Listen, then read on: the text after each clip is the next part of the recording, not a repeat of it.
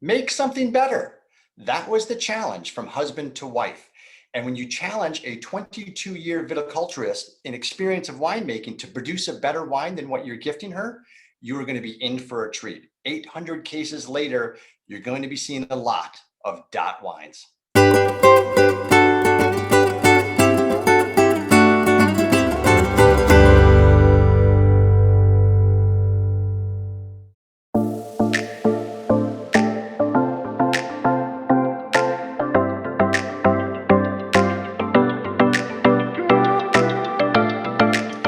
Lise, thank you so much for putting up with the technology challenges of a pandemic environment and sitting down with us today to tell us a little bit about dot wine. We are indebted. Thank you so much. It's such an honor to be here. I am thrilled with kind of how we meet and the way, or how we met rather. And the way we met was via another winery. And I'm thrilled with that because it is yet another example of what we have said for years, is that wine brings people together. And so when a winery reaches out and says, I heard about you through another winery, it is immediate, jumps to the head of the line, so to speak, for us. And when I heard your story and you got to share your story a little bit with us, I said, absolutely, you are a Cellar Angels potential winery partner. This is going to be a blast. And I want to start kind of at the beginning of the story, because you don't come from a wine family. You don't come from kind of anybody that grew up on a vineyard. So walk me through and share with us a little bit about how on earth you fell in love with wine. I fell in love with wine actually at a very young age. I grew up with wine at the table. My father is a third generation American, and his family comes from a region in France, which is actually, technically they're German, but they live in France. It's called Alsace. Beautiful wines there. So wine was always offered at the table, and it was very nice. And I fell in love with it at an early age. That really didn't come into play though until I was in my middle of college, my sophomore year of college. And I was attending St. Mary's, go Gales. And I was a biology undergrad headed towards pre-med program. I am the daughter of a Filipino immigrant who is also a physician, and she came to this country and really is an amazing firehouse of a woman. She's a firecracker of a woman. She's extraordinary. And I wanted to be just like mom and dad. They're both physicians, and I was going to be just like everyone else in the family, and I was going to be in the medical field. And at St. Mary's, I unfortunately, for my family, took a class that was required in the arena of anthropology and fell in love. I fell in love because it was very exciting, cerebrally just exciting and stimulating for me. And what I realized was I was getting A's in all of my pre-med courses, but it wasn't feeding my soul. And my parents, I came home, I confessed, I told them I don't want to go to med school. I'd like to go into anthropology. It's really an exciting field. And my parents are very sweet about it. They threw a party because they didn't have to support a kid through med school, right? That's great. And my father is very, very smart, astute man. He's been passed away for 13 years now. And he took me aside and he basically said, what are you going to do with an anthropology degree? And I said, I don't know.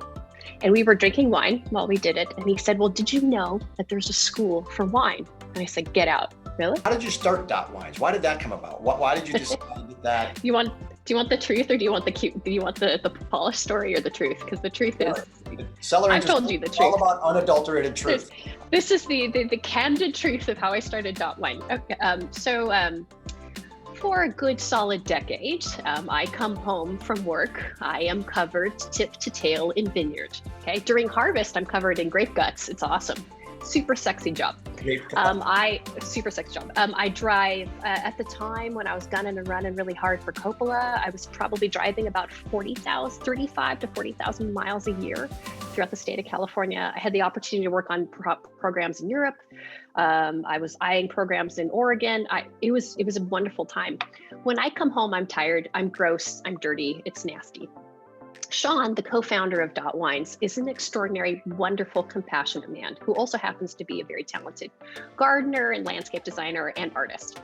I would walk through the door and he would present me a beautiful glass of wine. More often than not, it was this color and most likely a Pinot Noir. And more often than not, I would smell it, I would taste it, and closer to the harvest and the more tired I am, I have zero filter.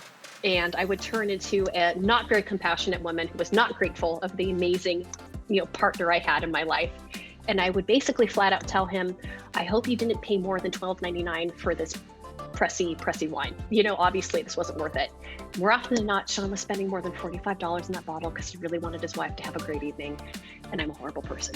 So about 10 years of doing this to this beautiful man, he finally wear down. And one time he finally said, fine, princess, you make a perfect wine. And I said, oh, I can do that, but it's not going to be under $45. And he said, let's do it. And that literally was like the challenge, and we did it. I'm curious, in the story of vineyard selection, do you start with the end in mind, like what you want to have in the glass, and then work backwards to get that vineyard source? Or do you say, you know what, I know these guys make fantastic, they have wonderful vineyard, they farm sustainably, they farm everything like that, I will produce the wine that it gives me?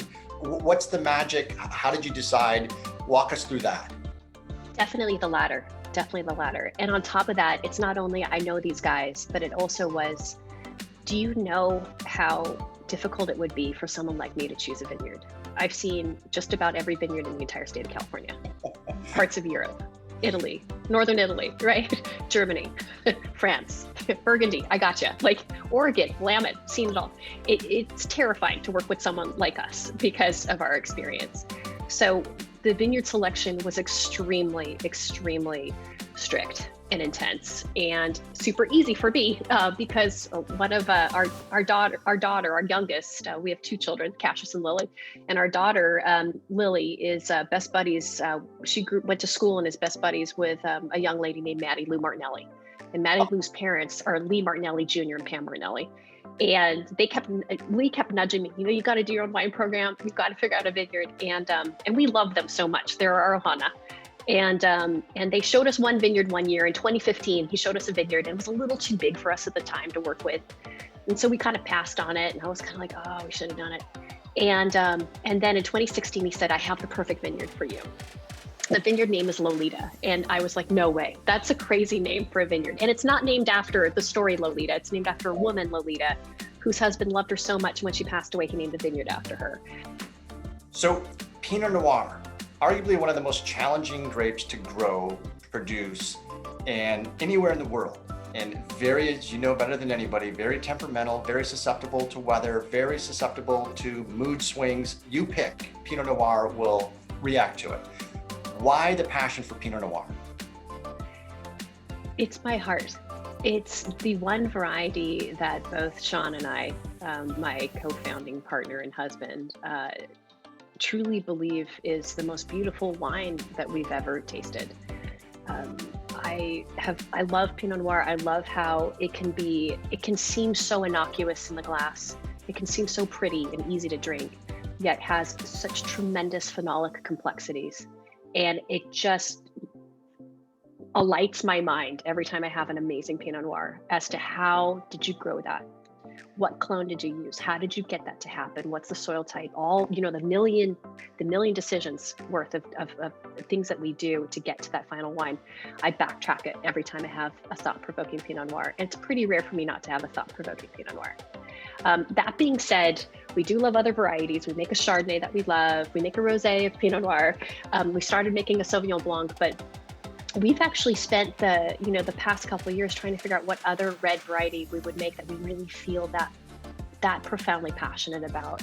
Both of us do, and we're getting there. We'll figure it out. But Pinot Noir, hands down, is so beautiful and so amazing. Again, thrilled that you decided to partake in this journey, and I think all of us at Cellar Angels and the wine world at whole is indebted to the pursuit of and the passion that you both have for this. So thank you so much for all of that. Oh my goodness, what a fantastic time with Lise. Learning the story of how she selects vineyards, the kindness other wineries have shown her, and 22 years of viticultural experience, all coming home for Dot Wines. Do yourself a favor, get some of this wine. Thank you so much for all your support.